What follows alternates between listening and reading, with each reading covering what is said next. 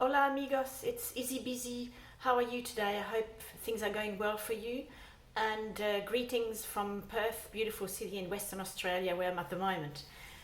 Anyway, I wanted to give you an update with regards to how I'm going, how the divorce is going, and all that. So it's been like it's been over a month actually that I left the family home with my two adult sons and my teenage daughter, and we moved into this rental here, which is quite a nice place actually. It's got 3 bedrooms, a kitchen, and it's actually really comfortable. It's small compared to what I was in before, I must admit it, but I like the smallness of it. It's easy to clean up, and it's just. And also, when you're living in a small space, I find that people tend to interact more with each other. Like, I'm closer to my sons and to my daughter now than I've ever been. So it's because you tend to because you see more of each other, obviously, while you're in the kitchen or in the dining room, or while you're going to the toilet or whatever, or to the bathroom.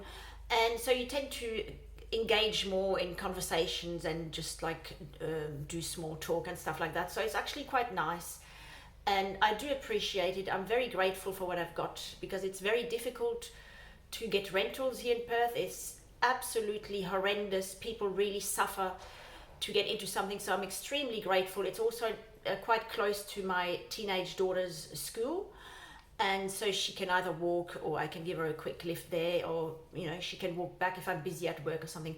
So yeah, it's worked out really well.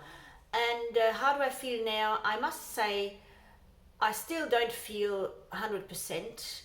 I made the decision to divorce my husband, so I'm probably better off than he is. If anything, he must be very, very distressed and very upset, because he had no idea this was coming. He has no insight into anything, and he had definitely had no insight into our marriage. And I think he wasn't interested how I felt. I was just there to stay there, to behave, and not to upset anything, not to rock the boat, just do my thing while he was doing his thing. And we might sleep together in a bed, but it ended at that. There was nothing happening in the bed, so that was it, and he was quite happy with that sort of brother and sister or roommate relationship. I don't understand why. I don't understand how anyone can be happy that way, but I guess that suited him, and I guess he just wanted someone that he can control, and someone who is going to stop him from getting lonely, someone to talk to if he feels like talking, because it was always, we could only talk when he decided to talk. If I approached him and said, oh, look, I want to, no, he said, I'm too busy, I can't talk now, can't you see that I'm busy, leave me alone. He would basically tell me to F off, if, most of the time. So that's part of the reasons why I couldn't stay in this marriage anymore. But yeah, things are starting to feel a little bit less overwhelming. I'm sort of getting back to normal slowly. In the beginning, I was really, really, really sad. I must admit it, even though I'm the one who left him. But I feel absolutely destroyed, because this was a 17-year marriage, almost 17 years. I mean, I met him 17 years ago, and we started a relationship. And yeah, it's very sad for me, even though I made the decision to leave, because I couldn't continue that way, and I couldn't see any improvement or any chance that things were going to improve. Also, my ex refused to attend any kind of therapy, whether it's individual or couples therapy. He didn't want to know about it. He always felt that he was superior, he knew better, he didn't need a therapist to tell him what to do or what to say. And also, I think he was really scared of the therapist exposing him, like he wanted to keep all that secret and undercover, his behavior and all that. And I go back to that later. And to this day, I'm not sure whether my ex-husband is a narcissist or not. I don't know that. The only thing I know, that he's got narcissistic traits for sure, and he's also a master of gaslighting. Gaslighting was the number one weapon he used to keep me under control and to keep me silent, to shut me up, so I wouldn't ask any questions. Because if I asked questions, then he would just make up something and shut me up with it. So there was no point in even trying to to raise issues or to try to sort things out. And I think he was, like I said, I think he was very happy the way things were. He didn't want the closeness. He didn't want to have a very strong bond. He didn't want the sex. He didn't want the affection. He just wanted to be left alone. And now I've done what he actually wants. He always told me, leave me alone. And I've left him alone now, and he's still not happy. So someone explained to me what's going on here. Or is it just because he now hates this situation because he can't control me anymore, obviously. And also, one big thing, what really upsets him is that he can't talk to me.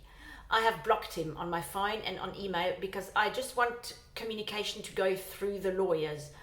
I don't know if he's got a lawyer yet, but I think he will get one soon, because things have been happening in that area. So I'll just go to it now, because that's what I was going to talk about to begin with. And what's happened, that he has taken a mediator.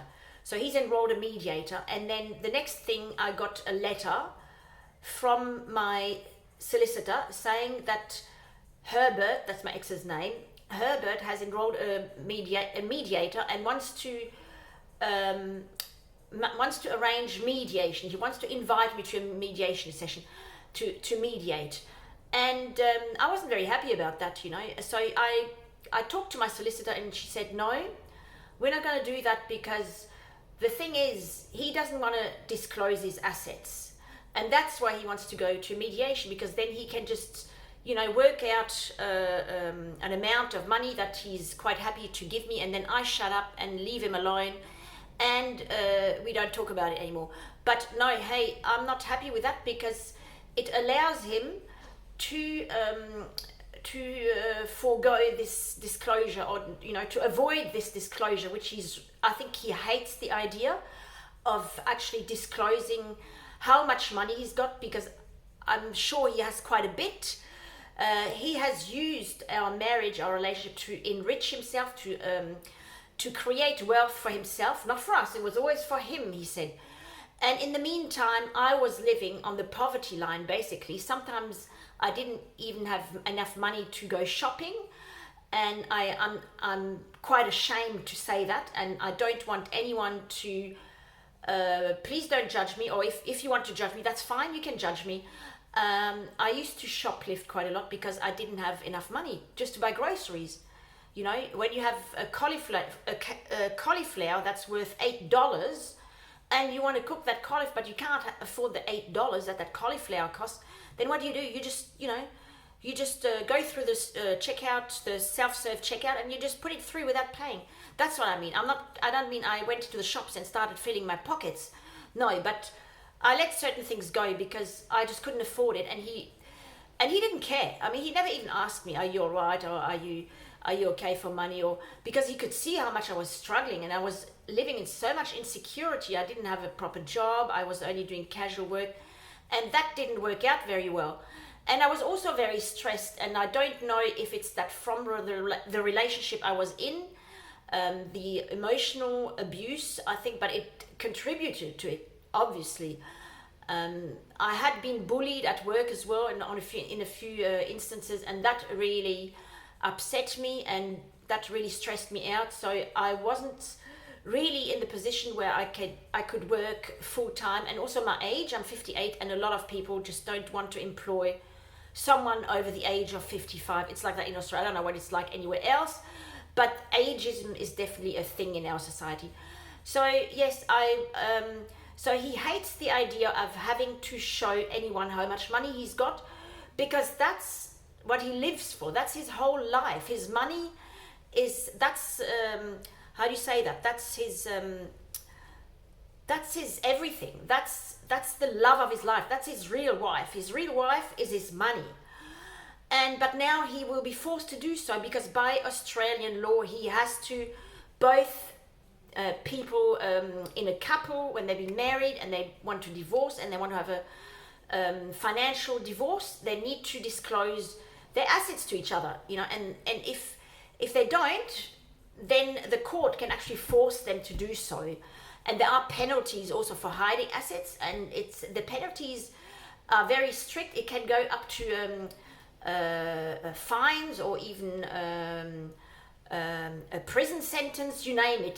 The penalties are very severe. And I think he knows that, and he hates that idea, and I'm sure he will try to delay it as much as possible. However, my solicitor said if he doesn't want to do it, then the courts will force him to do it, and he will have to comply.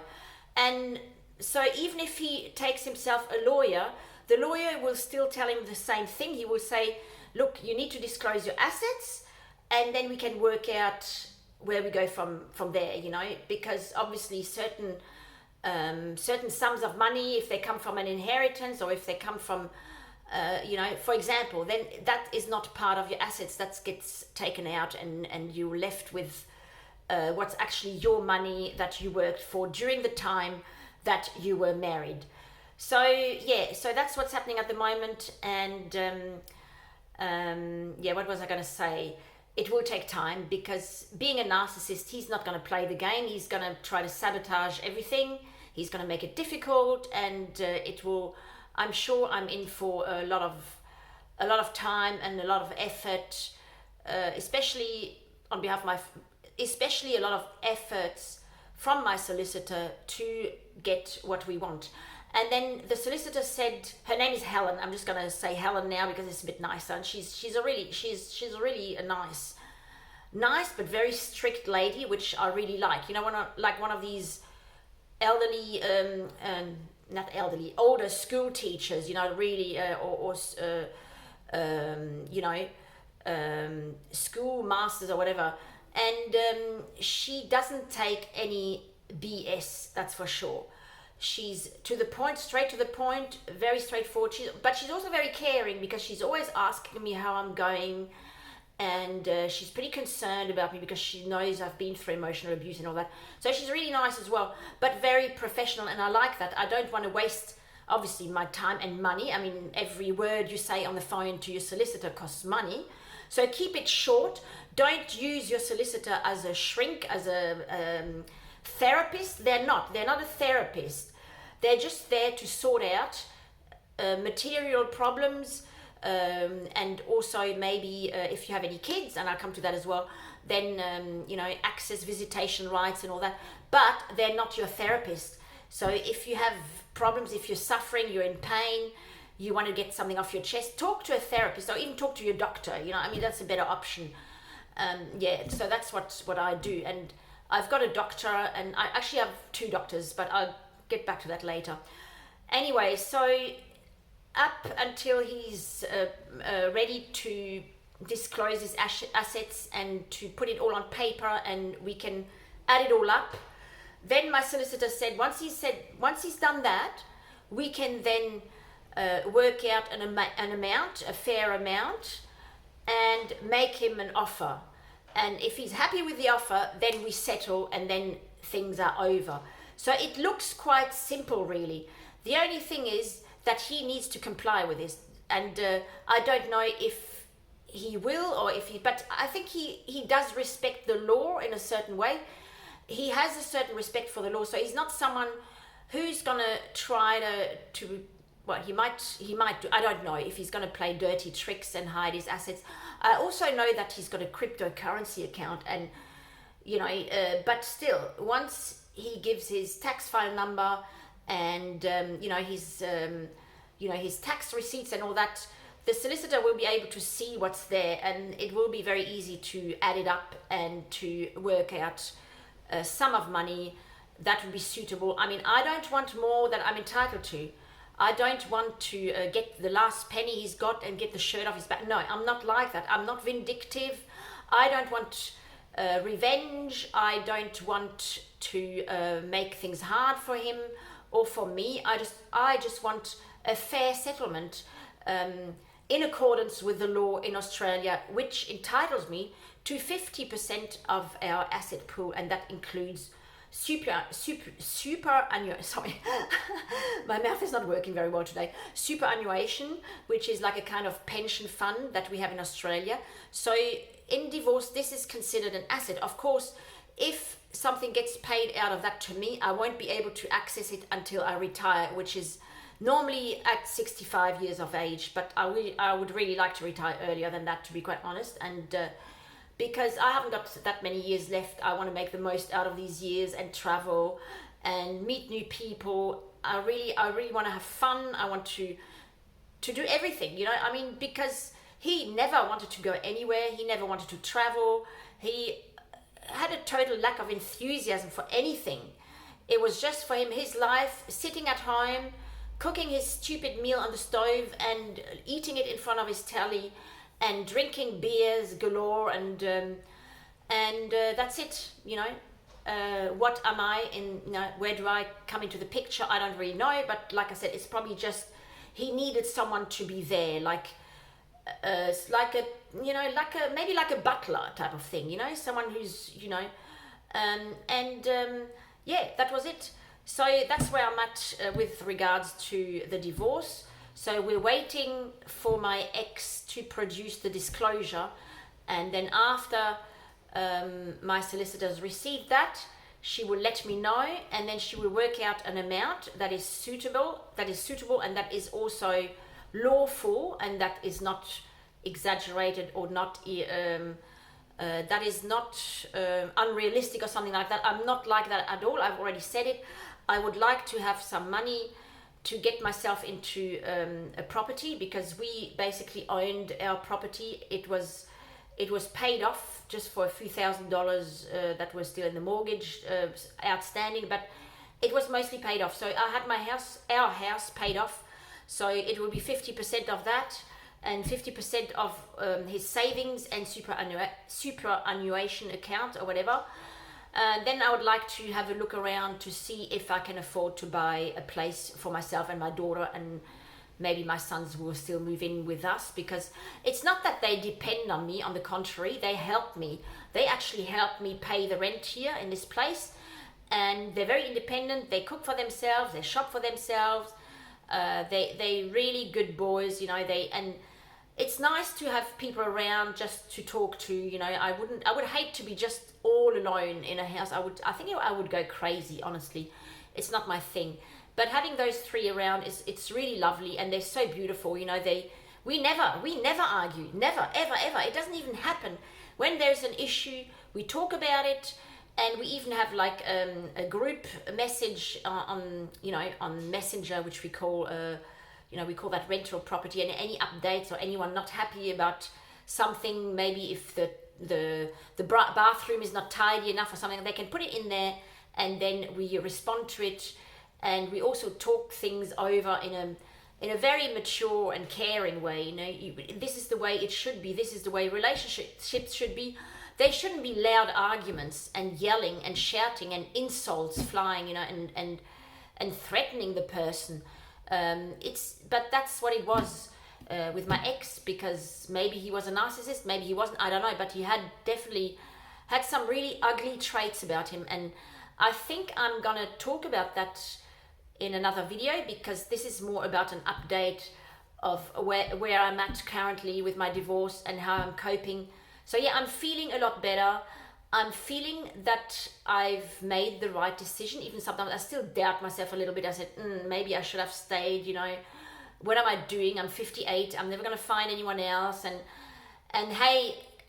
I've come to terms with that, and I say to myself, well, even if I never find anyone else, I'm not thinking about marriage, you know, just having a partner in life, you know. I mean, just to share things, you know. So at this stage, that's all I'm thinking about, because I like the idea of being in a relationship, to have someone really close and to have that bond, you know, and to work on that relationship. I worked bloody hard I worked so hard, and I couldn't see anything changing. There was no reciprocity, and it's very soul destroying when you're in a position like that, where you're giving, and nothing comes in return, or maybe abuse comes in return, you know, in the best case scenario. So yeah, if anyone is going through divorce at the moment, please look after yourself. That means eat properly. I've neglected my diet, in the last few months, and I'm forcing myself to have proper meals now with, you know, chicken, vegetables, rice, or like, you know, all the food groups, and maybe have something healthy for dinner, fruit, yogurt, and you know, simple stuff, but not junk food, not takeouts. I was basically living off biscuits and chocolate and muesli bars and stuff like that, you know, occasionally maybe a banana. That was my fruit and veggie for the day. But no, that's not good. It's not going to give you the energy you need. It's not going to supply your brain with all the nutrients it needs to cope with everything, and you're going to be a wreck. Also take some vitamins. I take vitamins every day, multivitamins, vitamin C and vitamin B, because I feel that it energizes me a little bit, and I feel so much better after I've taken my vitamins. So it's very important. And don't drink too much coffee. That's another thing I was really guilty of, just drinking so much coffee and having so much caffeine in me that I was always like on, you know, on edge basically. So I've really cut that down a lot. I have my little guilty sort of pleasure, which is Coke Zero, or Diet Coke, or whatever you call it, but I buy the one without caffeine in it now, and I do have a few glasses of that. I just enjoy it. And I mean, Greg Doucette said it doesn't matter. You know, the coach Greg Doucette, I really recommend him. He's a very good coach, and he talks, if you want to lose weight or become healthy, or you know, just for general health advice, and he's very funny as well. So obviously I don't need to lose weight. I don't want to lose any more weight. I'm 50 kilos now. I think so. That's about 110 pounds in, you know, in America or whatever. And I wouldn't like to go further down, because I know if I go further down, I won't have much energy. So I really need to look after my diet and eat proper food. Not so much calories, but good nutrients, like good macros, like protein and veggies and good carbs and fruit, and, you know, and drink a lot of water. So I try to do that. I haven't really been able to get back into an exercise routine, which I really suggest you do as well. You know, exercise is so important. But I hurt my back yesterday. I was doing some weeding outside in the garden, and I just twisted it a little, and then oof, I felt something. It's like I tore a muscle or something. So I'm just going to wait until that heals up a bit, and then I want to go back to the gym on a regular basis, at least once a day, because I think it's really, really important to look after your body, look after your sanity, you know, do nice things for yourself. If you enjoy going to the movies or going out or doing anything, just do it, you know. And if you can't, if no one comes with you, just go out by yourself, you know. I mean, it's better than nothing. And hey, you know, I think things do get better, they do change, and we all heal eventually. I think in my case, I'm going to heal a little bit quicker because I'm the one who initiated this divorce. So I think that's in my favor, so to say, because I prepared myself for months and months and months. I was thinking about it all the time. It was just a matter of making up my mind and making that decision and breaking away. And also financially, it was a problem because I didn't really have the money to get out. I didn't have enough money to get a rental, to buy maybe a fridge and a washer like I've done, and some furniture. So I had all that because when my mum passed on, she left me a bit of money. So with that money, I could get into the rental, and I also could put down the deposit for the solicitor. So it was kind of peace of mind, and it sort of gave me that little kick, and that was it. And after I went to see the lawyer after my first appointment, I really wanted out. I wanted to get out from then on, because I knew that if he found out that I got a lawyer to do the divorce, he'd be absolutely enraged. And I was frightened. I was shit scared, to be quite honest. I have lived through his anger attacks, and when he's enraged like that, he is an animal. He's a monster. He's cruel, angry, threatening. He's an absolute asshole.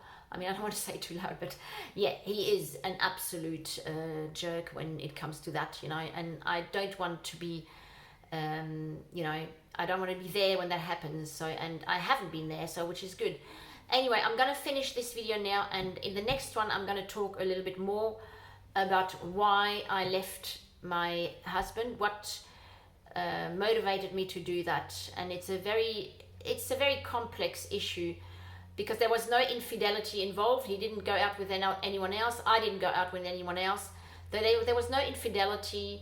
It was just a really sad breakup, because like I said before, I felt I was putting so much effort into keeping this relationship going, keeping the marriage going, taking the initiative to do things, including in the bedroom, and I was just giving of myself so much, giving, but you know, there was nothing coming in return.